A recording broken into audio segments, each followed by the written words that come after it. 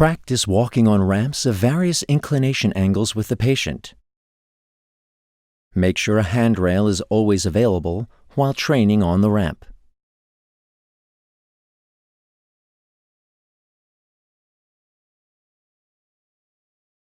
Walking up and down a flat ramp is possible with the CBrace with stance release. Walking is similar to walking on level ground in this case. Alternatively, the yielding technique can be used when walking down the flat ramp. This method is more difficult and takes practice, but is essential on steep ramps. It is important for the patient to master both walking techniques on the flat ramp. Practice walking at different speeds and with various stride lengths. Prepare the patient for everyday situations where no handrail is available as well, and gradually reduce support.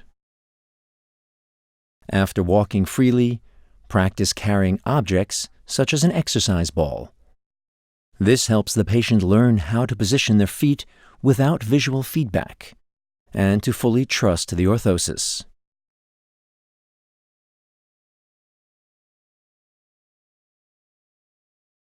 Steep ramps can only be descended safely using the yielding step.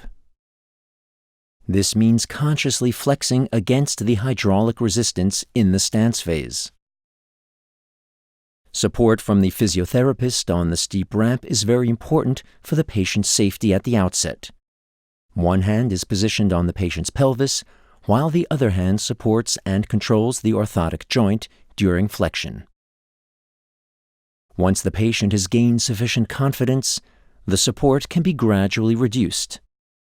The goal is for the patient to descend the ramp independently. Walking up steep ramps, just like walking on level ground, is also possible with stance release.